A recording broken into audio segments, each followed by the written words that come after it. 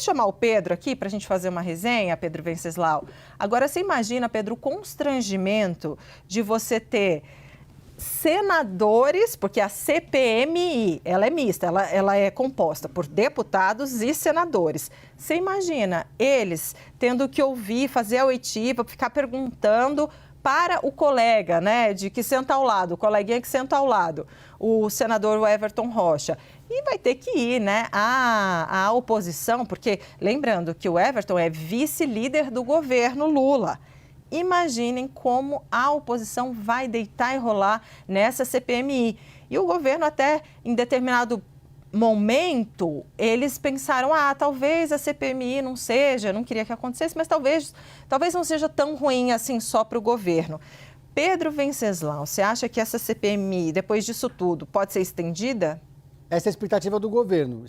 Conversei hoje cedo com fontes do Palácio do Planalto para entender qual que era a temperatura, a repercussão ali no Executivo. E eles fizeram um pequeno histórico. Lembraram que, inicialmente, a CPMI começou com uma derrota para o governo, que não conseguiu emplacar nomes aliados nos cargos chaves. Mas logo depois, houve uma virada de jogo, porque o governo conseguiu constituir uma maioria. Tudo bem que era uma maioria frágil, mas ainda assim conseguiu formar uma maioria. Teve uma correlação de forças tão favorável que conseguiu impedir, inclusive, a convocação de vários nomes que agora aparecem no noticiário policial. Inclusive, impediram a convocação do filho do Lula, do Fábio Luiz Lula da Silva, e do irmão do Lula, o Frei Chico. E essa correlação de forças favorável para o governo conseguiu até agora blindar o presidente Lula e o Palácio do Planalto e evitar que a CPMI se tornasse um palco para a oposição extrair material para a disputa eleitoral do ano que vem.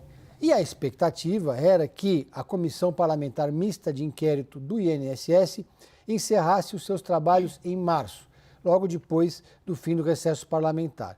Agora, depois das cenas que nós vimos hoje, o vice-líder do governo tendo alvo de busca e apreensão, o número 2 da pasta preso, enfim, respingando no próprio filho do presidente Lula, a expectativa do governo é que a oposição tenha munição suficiente para mudar essa correlação de forças. Isso vai exigir uma atenção redobrada no Senado e consiga, assim, estender os trabalhos para além de março, o que seria péssimo para o governo, porque depois de março a gente já começa a viver aquele clima de pré-campanha eleitoral.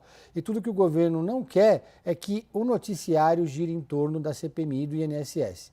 Nesse momento mesmo, foi um balde de água fria, porque o governo estava esperando uma oportunidade para voltar a ter o noticiário a seu favor, para retomar aquela fase de crescimento nas pesquisas de intenção de voto e de popularidade, voltar a falar sobre o fim do tarifaço, voltar a falar sobre democracia, sobre soberania, em vez de ficar falando sobre segurança pública, que é um tema desconfortável para os governistas, mas agora falar sobre corrupção.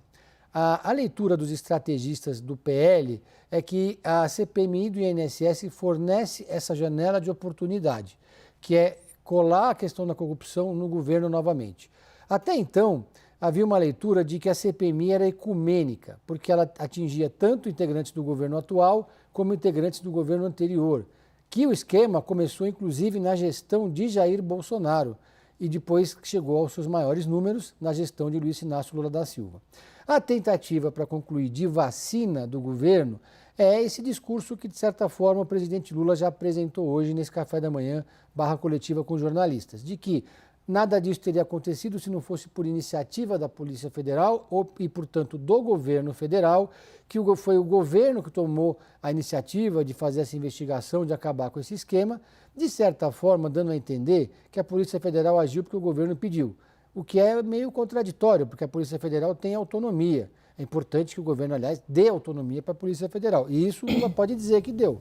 A Polícia Federal, na gestão Lula, tem atuado de forma bastante independente com ações que atingem tanto o governo quanto a oposição. Mas na operação de hoje, foi só o governo que foi atingido.